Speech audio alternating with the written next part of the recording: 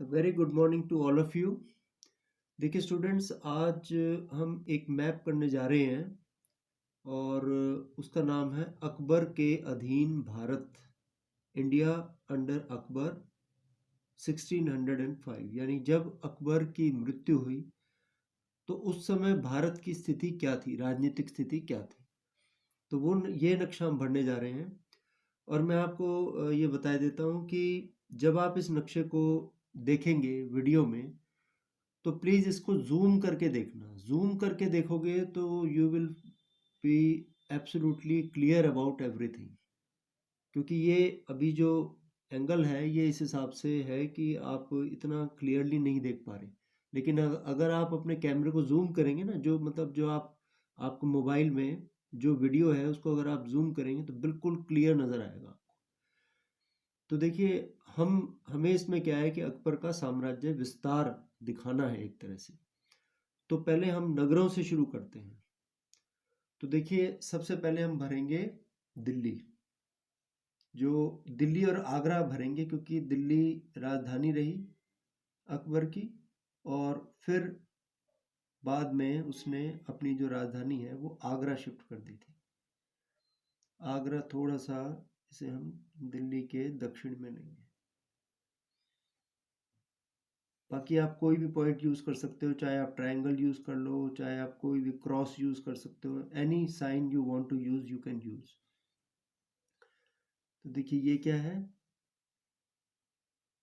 दिल्ली।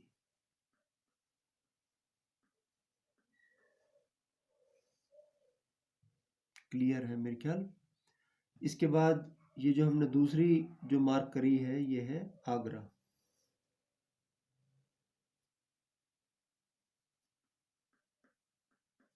आगरा आपको पता है फतेहपुर सीकरी उसने जो अपनी राजधानी बना ली थी बाद में अकबर ने। दिल्ली आगरा हो गए। इसके बाद हम यहाँ भरेंगे अवध।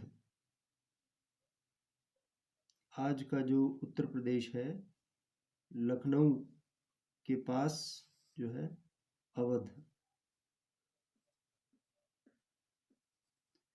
ये अकबर के अधीन था। ठीक है। इसके बाद हम ये मतलब अवध किसी जगह का नाम नहीं है, अवध क्षेत्र का नाम है। दिल्ली और आगरा तो जगह है, लेकिन अवध जो है क्षेत्र है। ये इसकी यहाँ पे इसलिए कर दिया कि इसकी राजधानी लखनऊ रही शुरू से। अच्छा, इसके बाद हम एक और क्षेत्र को मार्क करेंगे और वो है मालवा। यहीं हम बीच में लिख देंगे इधर, ये मालवा का क्षेत्र था। अकबर ने मालवा पर भी विजय प्राप्त की थी। इसके बाद आप जानते हैं अकबर की गुजरात विजय के बारे में। 1573 में उसने गुजरात पर विजय प्राप्त की थी, और गुजरात विजय के पश्चात ही उसने फतेहपुर सीकरी में जो उसकी राजधानी थी उसमें बुलंद दरवाजे का निर्माण करवाया था। ठीक है, तो गुजरात आपने मार्क कर दिया। इसके बाद ये जो क्षेत्र है यहाँ पे, ये ऐसा क्षेत्र है जो कि अकबर जिस पर अधिकार नहीं कर पाया था। राजपूत क्षेत्र है और ये है मेवाड़। हालांकि ये नक्शा मैंने आपको कॉलेज में भी करवा दिया था। कुछ स्टूडेंट्स उस दिन प्रेजेंट थे तो मैंने उनको ये नक्शा करवा दिया था, लेकिन सबके पास पहुंच जाए मेरी इच्छा है। आप सब इसे देख लें, समझ लें। क्योंकि व्हाट्सएप के माध्यम से भी एक दो लड़कियों ने ये शेयर किया मैप, लेकिन कैसे भरते हैं वो आप देख लें ध्यान से। अच्छा, इसके बाद फिर हम मार्क करेंगे यहाँ पे, ये है कश्मीर। ये भी अकबर के ही अंडर था उस समय।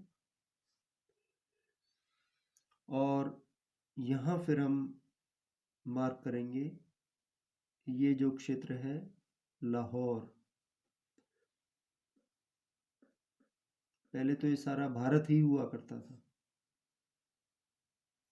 ये लाहौर। उसके बाद ये जो जगह है ये है मुल्तान।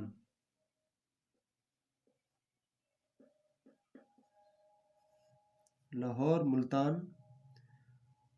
और अकबर का जो साम्राज्य था, अब देखिए ये जो क्षेत्र आप देख रहे हैं ना, ये सारा, इसको आप अखंड भारत समझ लीजिए। ये सारा क्षेत्र, ये तो भारत की सीमा सीधा, ये क्या है, अफगानिस्तान, अफगानिस्तान से लगती थी।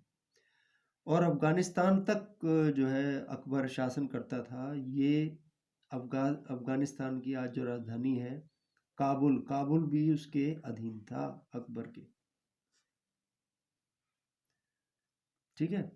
इवन जो कंधार है, कंधार भी अकबर के अधीन, अकबर के साम्राज्य के अंतर्गत आता था।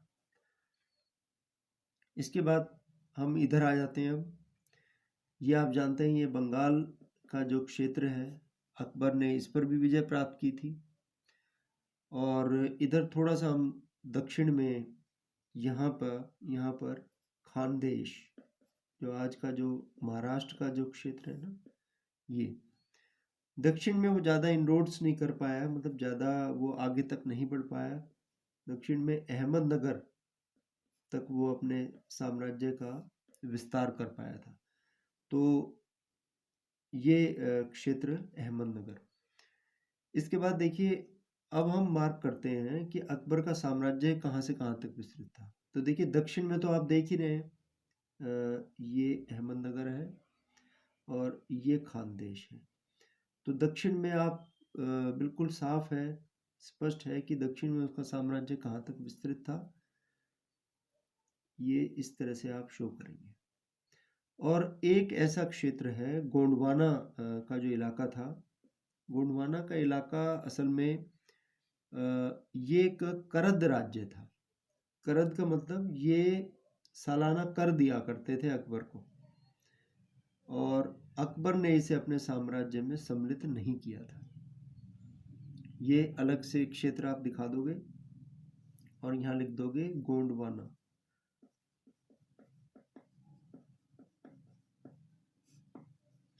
और इसको आप, इसमें आप इस तरह से प्लस प्लस का साइन दिखा दोगे, और ताकि हम संकेत में लिख पाए। इसके बाद आपको साम्राज्य विस्तार, ये बाउंड्री है, आप यूं का यूं इसको मिला दीजिए।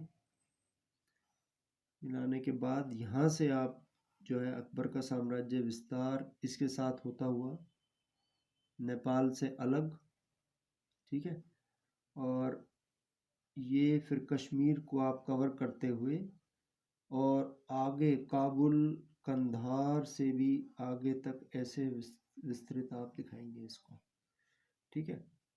और यहाँ से फिर आप एक लाइन और खींच देंगे ताकि आप उसकी पश्चिमी सीमा दिखा सकें।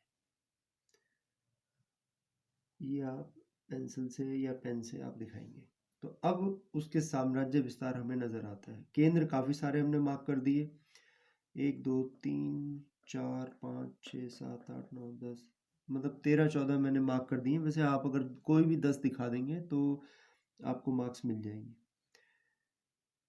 तो ये मैंने आपको दिखाया। अब अकबर का साम्राज्य विस्तार संकेत में दिखाने के लिए आप इसको डैश डैश, इसमें आप ये भर दीजिए, डैश डैश शो कर दीजिए।